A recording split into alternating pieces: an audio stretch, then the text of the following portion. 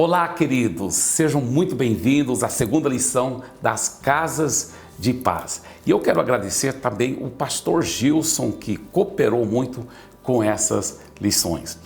Veja bem, essa segunda lição intitulada Por que precisamos ser salvos?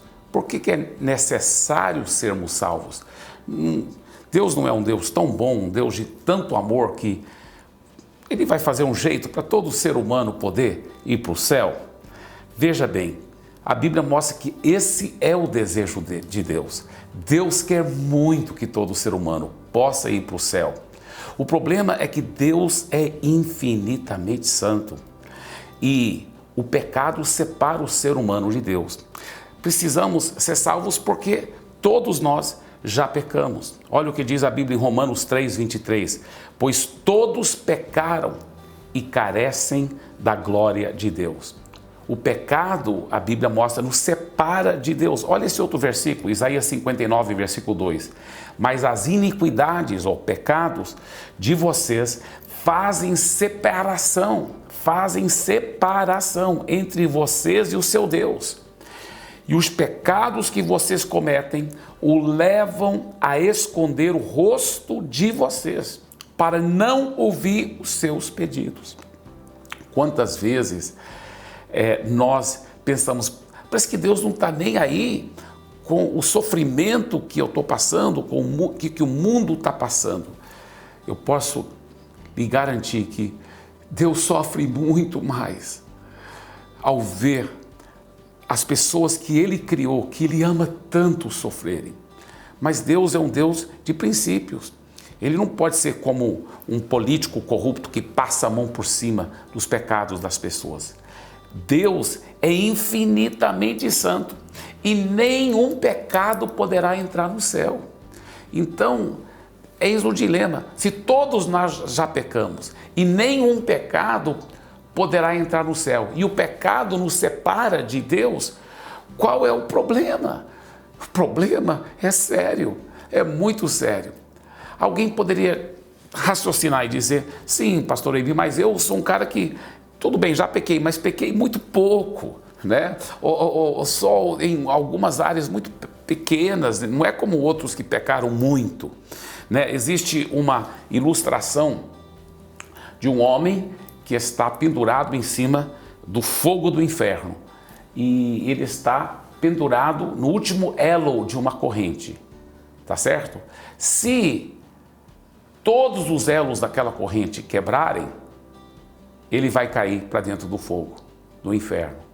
Mas já pensou numa coisa? Se ele está pendurado no último elo daquela corrente, se só um dos elos daquela corrente quebrar, só um daqueles elos quebrar, ele vai cair do mesmo jeito. Então talvez você já pecou muito, já quebrou todos os elos da corrente. Ou talvez você pecou pouco, relativamente, em comparação com outros. Vamos supor que teoricamente você só pecou um pecado, mas quebrou o elo do mesmo jeito, a corrente quebrou do mesmo jeito. A Bíblia fala em Tiago capítulo 2, versículo 10, pois quem guarda toda a lei, mas tropeça em um só ponto, se torna culpado de todos. Uau, é a palavra de Deus que diz isso. Vou até ler de novo. Tiago capítulo 2, versículo 10, pois quem guarda toda a lei, mas tropeça em um só ponto, se torna culpado de todos. E claro que existe aquele raciocínio que parece ter muita lógica. Se pastor Eibe, Deus é um Deus de amor, Ele vai fazer um jeito para eu ser perdoado. A realidade é que Ele já fez esse jeito. Qual é o jeito que Ele fez? Ele enviou seu Filho Jesus para morrer na cruz pelos meus pecados, pelos seus pecados, para levar o castigo que nós merecíamos. O problema é que Deus nunca vai forçar ninguém para receber essa salvação que Ele já providenciou por nós. A Bíblia fala em João 3,16, porque Deus amou o mundo tanto que deu o seu único Filho, para que todo aquele que nele crê não pereça, mas tenha a vida eterna. Agora, Já notou o que esse versículo mesmo diz? Vamos analisar esse versículo. É um dos versículos mais conhecidos da Bíblia, mas muita gente não compreendeu o que esse versículo mesmo diz. Olha só, Deus amou o mundo tanto, que Ele deu o seu único filho. Quer dizer, Deus não queria que ninguém fosse para a perdição eterna. Então Ele enviou Jesus aqui para a terra para levar o castigo meu e seu, o castigo dos nossos pecados. Quando Jesus estava morrendo na cruz, Ele não estava morrendo como mártir. Ele mesmo disse: ninguém tira a minha vida de mim. Eu poderia chamar muitos anjos para me proteger, se eu quisesse. Mas eu quero morrer. Por quê? Porque Ele estava morrendo, levando o castigo por meus e pelos seus pecados. Lá na cruz, Jesus gritou: Eli, Eli, lama sabachthani, que quer dizer em português: meu Deus, por que me desamparaste? Alguém poderia dizer: na hora que Jesus mais precisava, Deus o desamparou? Outra pessoa poderia dizer: olha, Jesus estava em tanta dor, coitado, ele pensou que Deus havia o desamparado, mas Deus não havia o desamparado. Deixa eu explicar uma coisa para você. Jesus não estava mentindo e nem ele estava enganado. Deus desamparou Jesus sim naquele momento. Jesus não estava mentindo, ele disse: meu Deus, por que o Senhor me desamparou? Mas eu vou lhe dizer por que Deus o desamparou naquele momento. Porque Deus não pode ter comunhão com o pecado. E Jesus estava cheio dos seus pecados, cheio dos meus pecados. E a Bíblia fala que Deus estava castigando Jesus pelos nossos pecados. Você está entendendo isso?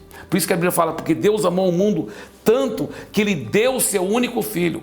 Agora olha só o que Ele diz: para que todo aquele que nele crê não pereça, mas tenha vida eterna. Ah, pastor Eibe, então é só eu acreditar que Jesus existe? A Bíblia fala que até os demônios acreditam que Jesus existe. Não é só acreditar que Ele existe. Quando a Bíblia fala para que todo aquele que nele crê não pereça, mas tenha vida eterna, a própria Bíblia, no mesmo livro de João, explica o que Deus se refere quando Ele diz: crê em Jesus. Em João capítulo 1, versículo 12, Ele diz: mas a todos quantos o receberam, deu-lhes o poder de serem feitos filhos de Deus, a saber, aos que creem no seu nome. Então, ele explica que crer em Jesus quer dizer receber Jesus como seu Salvador e como seu Senhor, como dono da sua vida. Não é só aceitar Jesus, acreditar que Ele existe. Os demônios também acreditam que Jesus existe. A gente aceita um cafezinho, a gente aceita Jesus. O que a Bíblia fala não é aceitar Jesus, é receber Jesus como Senhor da sua vida. Olha o que ele diz em Romanos capítulo 10. Se com a tua boca você confessar Jesus como Senhor. E essa palavra na Bíblia em português está com letra maiúscula, Senhor. Porque no grego é uma palavra que é escrita kurios, que é pronunciado no grego kyrios. Essa palavra no grego, kyrios, é o que os escravos chamavam para os seus donos. É você entregar a sua vida totalmente para Jesus. É como se você estivesse dizendo assim para Jesus: Jesus, até hoje, eu que mandava na minha vida, eu que fazia o que eu bem queria, mas a partir de hoje, eu estou entregando a minha vida ao Senhor. A partir de hoje, o Senhor é o Senhor absoluto da minha vida. A partir de hoje, eu estou entregando as rédeas da minha vida nas tuas mãos. E o Senhor, a partir de hoje, é o meu Senhor, o dono da minha vida, o rei da minha vida. Aí ele fala, olha só, Romanos capítulo 10, versículos 9 a 10. Se com a tua boca confessar Jesus como Senhor e em seu coração crê que Deus o ressuscitou dentre os mortos, você será salvo. Porque com o coração se crê para a justiça e com a boca se confessa para a salvação. Uau! Que bom estarmos aqui na casa de paz. Seja bem-vindo à paz de Jesus. E agora eu deixo com o líder da Casa de Paz, que vai estar dando continuidade nessa lição. Deus abençoe.